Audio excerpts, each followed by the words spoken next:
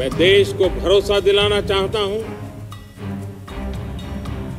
हमारे जवानों का बलिदान व्यर्थ नहीं जाएगा।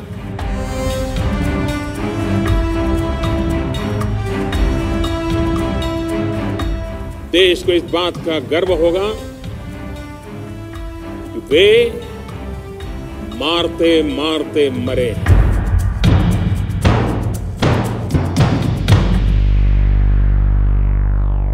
नमस्कार, मैं हूं शशि शेखर और आज प्रधानमंत्री नरेंद्र मोदी ने मुख्यमंत्रियों से बातचीत की शुरुआत जिस अंदाज में की, उस पर मैं आपसे कुछ बात करना चाहता हूं।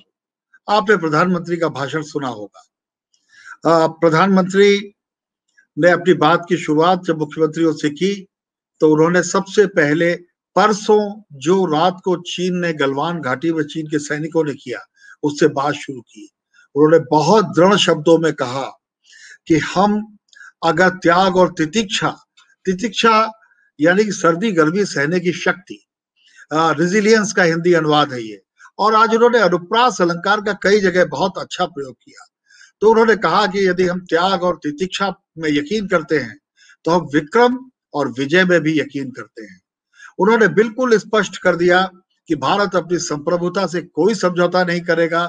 उन्होंने ये भी साफ कर दिया कि हमारे सैनिकों का बलिदान किसी भी हालत में व्यर्थ नहीं जाएगा। देशवासियों से उन्होंने ये अपील भी की कि वे अपना भरोसा न खोएं और उन्होंने संसार के तमाम देशों, चीन सहित, सबको ये कह दिया कि भ्रम में मत रहिए। हम अपनी रक्षा करने में और अपने नौजवानों के बलिदान का मोल चुकाने में पूरी तरह सक्षम और समर्थ हैं। आज बहुत दिनों बाद हमें पुराने नरेंद्र मोदी दिखाई पड़े। ऐसा लगता था राजनीतिक शिष्टाचार, डिप्लोमेटिक भूल भुलैया, इसमें प्रधानमंत्री नरेंद्र मोदी ने अपनी स्टाइल बदल दी है। लेकिन आज जब वे बोल रहे थे तो वो एक दृढ़ स्टेट्समैन की आवाज थी। भारत के लोग इसको सुनना और जानना चाहते थे। परसों से ये सवाल उठ रहे थे कि 20 हमारे जाबाज शहीद हो गए और हमारे देश की सरकार आखिर कर क्या रही है। और यही ये प्रश्न भी उठता है कि ये बात तो कल भी नरेंद्र मोदी कर सकते थे, क्योंकि कल भी उन्होंने मुख्यमंत्रियों से बात की थी। तो यहाँ मैं आपको दो बातें स्पष्ट कर देना चाहता हूं। पहली बात ये कि कल जब मुख्यमंत्रियों की बैठक शुरू हुई तब तक हमारा सारा सरकारी अमला और एजेंसियां वस्तु स्थिति को सही तरीके से आंकने में लगे थे। जब प्रधानमंत्री बोलते हैं तो उनकी एक एक बात, एक एक शब्द का अर्थ होता है। उनसे यह अपेक्षा की जाती है कि वे जो बोले वो सत्य के तराजू पर 100% खरा उतरता हो। और ऐसे में प्रधानमंत्री ने कल कोई जल्दी नहीं दिखाई। वे एक दीन गंभीर राजनेता की तरह कोरोना पर बात करते रहे। उनका ऑफिस, वो खुद उससे पहले भी और उसके बाद भी लगातार जानकारियां जुटाते रहे। और आज जब सरकार किसी निष्कर्ष पर पहुंच गई तो उन्होंने अपनी बात को बिल्कुल साफ साफ सामने रखा। राजनेता जब बात करते हैं तो उसकी एक टाइमिंग होती है। टाइमिंग की दूसरी वजह आपको बताता हूं। 1 घंटे बाद भारत के विदेश मंत्री एस जयशंकर और चीन के विदेश मंत्री फोन पर बात करने वाले थे। ये अब तक जितनी भी बातचीत हुई है एलएसी के विवाद को लेकर, उसमें सर्वोच्च बातचीत होने जा रही थी। कल सवेरे से चीन और भारत के अधिकारी बात कर रहे थे और जब ये सर्वोच्च बातचीत होने जा रही थी तब भारतीय सत्ता के सर्वोच्च व्यक्ति ने उससे पहले स्पष्ट कर दिया, ना हम झुकेंगे, ना हम दबेंगे, ना हम पीछे हटेंगे किसी भी हालत में। मतलब साफ था कि उन्होंने एक लक्ष्मण रेखा खींच दी कि इस लक्ष्मण रेखा के पार आने का अगर चीन प्रयास करता है तो यह स्थिति नहीं चलेगी, यह स्थिति बर्दाश्त नहीं की जाएगी।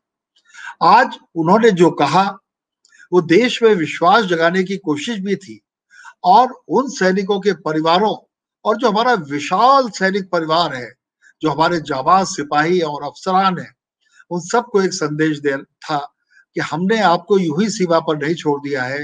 हिंदुस्तान की सरकार और समूचा समाज आपके साथ खड़ा हुआ है।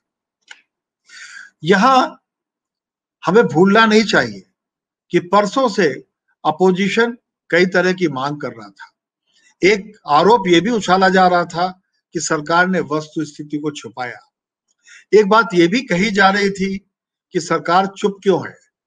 राहुल गांधी ने तो आज ट्वीट करके तमाम सवाल खड़े किए थे। उन सारे सवालों का उत्तर उन्होंने देने की कोशिश की और कुछ सवाल अभी बचे हुए हैं। मुझे उम्मीद है कि वो कार्य रूप में परिणित करके देना चाहेंगे, क्योंकि उन्हें जो कहना था कह दिया, अब उन्हें उसे कार्य रूप में उसे उसे अमल में लाना होगा, क्योंकि सत्ता नायकों से लोग अमल में जो कहते हैं उसको अमल में लाने की उम्मीद करते हैं। और आने वाले दिनों में एक्शन क्या होंगे?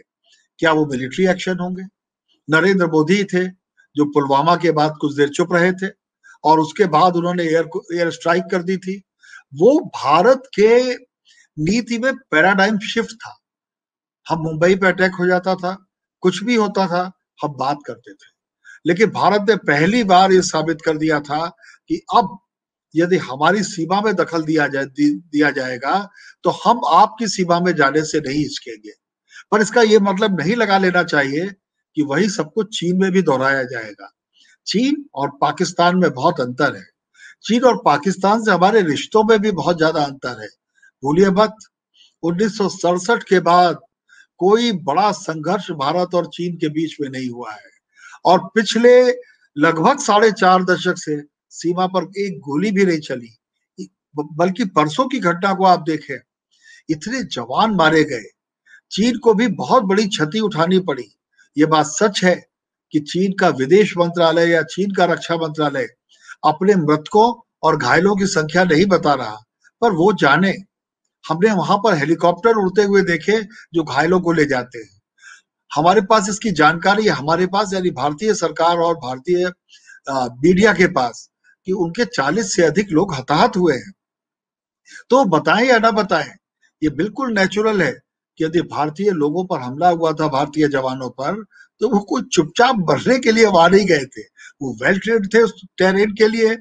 चीन के लिए उनको स्पष्ट निर्देश थे। तो जैसा कि प्रधानमंत्री ने कहा कि हमें गर्व करना चाहिए कि वे मारते मारते मरे। देश को इस बात का गर्व होगा कि वे मारते मारते मरे हैं। कि 4.5 दशक के करीब से एक भी गोली नहीं चली है। कल भी दोनों ओर की सीमाओं ने, दोनों ओर की सेनाओं ने इस संघर्ष के बावजूद कोई गोली नहीं चलाई। पर जो चाइना के सेना का जो बर्ताव था, हमें पीएलए से इस बर्ताव की उम्मीद नहीं थी। 21वीं शताब्दी में आप पत्थरों से लोगों को कुचलना चाहते हैं, आप डंडों में कीले लगा के आते हैं, आप बगरक पहन के आते हैं। आखिर आप करना क्या चाहते थे? इसको रुकना होगा और इसको रोकने में नरेंद्र मोदी और उनकी सरकार आने वाले दिनों में क्या एक्शन लेती है, इस पर देश और दुनिया की निगाहें होंगी। प्रधानमंत्री ने इस बात को कहने से पहले एक और काम किया। उन पर आरोप था कि वो विपक्ष को भरोसे में नहीं लेते। उन्होंने ट्वीट करके कहा कि मैं 19 तारीख को शाम 5 बजे विपक्ष के लोगों से मिलूंगा। विपक्ष, एक स्वस्थ लोकतंत्र में ये जरूरी है कि विपक्ष और सत्ता पक्ष साथ लेकर चले। आप 1971 के युद्ध की याद कीजिए। अटल बिहारी वाजपेयी ने इंदिरा गांधी को दुर्गा तक कह दिया था, क्योंकि ये लड़ाई किसी दल की नहीं है, ये लड़ाई भारत की है और भारत पर हमला इसे माना जाए। एक और बात है, चीन की विदेश नीति पर भी हमें सोचना होगा, क्योंकि 1993 से अब तक एलएसी को बेहतर करने के लिए, हालात को बेहतर करने के लिए एलएसी पर हमने 5 समझौते किए। चीन ने कल उन सब पर पूर्ण विराम लगा दिया। तो आने वाले दिनों में हमारी विदेश नीति को कहीं ना कहीं वो सार्थक परिवर्तन करना होगा। और ऐसा नहीं है कि भारत कोशिश नहीं कर रहा था। मैंने वियतनाम के राष्ट्रपति के लिए जो नरेंद्र मोदी जी ने जो डिनर लंच दिया था, उसमें मैंने शिरकत की थी और मैंने दोनों के बेहतरीन रिश्ते देखे थे। वियतनाम, जापान, दक्षिण कोरिया, ताइवान, इन सब से भारत रिश्ते बनाने में लगा हुआ था, बेहतर से बेहतर। उम्मीद है उसमें तेजी आएगी। चीन अगर हमें घेर रहा है तो हमें चीन को घेरना ही होगा और उसकी एक आर्थिक नाकेबंदी भी करनी होगी। वो कैसे होगी, इसे देखना आने वाले दिनों में दिलचस्प होगा। एक बात और, जो लोग सिर्फ धूम धड़ाका देखना चाहते हैं, मैं उसे अनुरोध करना चाहूंगा, अपने सैनिकों की शहादत का प्रतिरोध किया जाना चाहिए। उनके खून को बिल्कुल व्यर्थ नहीं जाने दिया जाना चाहिए, पर और खून न बहे इसकी भी मैच्योर्ड समझदार राष्ट्र कोशिश करते हैं। तो हमें ये भी देखना होगा कि कहीं हम अति भावावेश में युद्ध पिपासु न हो जाएं। सरकार को हमें अवसर देना होगा, सरकार को हमें समय देना होगा और ये विश्वास रखना होगा कि हमारी संप्रभुता सुरक्षित है। और जो लोग ये मानते हैं कि अब इस मोड़ से वापस नहीं आया जा सकता, तो वे कुछ दिन पहले ईरान और अमेरिका का संघर्ष देख लें। अमेरिकी ड्रोन ने, अमेरिकी मिसाइल ने वहां के काला जासूस को मार दिया था। बदले में ईरान ने भी अमेरिकी प्रतिष्ठान पर स्ट्राइक कर दी थी। लगा था कि कहीं विश्व युद्ध न हो जाए। आज वो कुछ नहीं है वहां पर। नॉर्थ कोरिया और अमेरिका के बीच में भी ऐसा ही हुआ था। बर्लिन की दीवारें एक प्रतीक हैं कि वे गिरने के लिए ही बनती हैं। यदि उन्हें उठाया जाता है किसी बेवकूफ राजनेता द्वारा, तो समझदार राजनेता उसे बराबर करते हैं। मुझे उम्मीद है कि भारत और चीन के रिश्तों में हम जोश में किसी भी कीमत पर होश नहीं खोएंगे और भारतीय नागरिकों को भी इस बात को याद रखना होगा। बहुत बहुत धन्यवाद।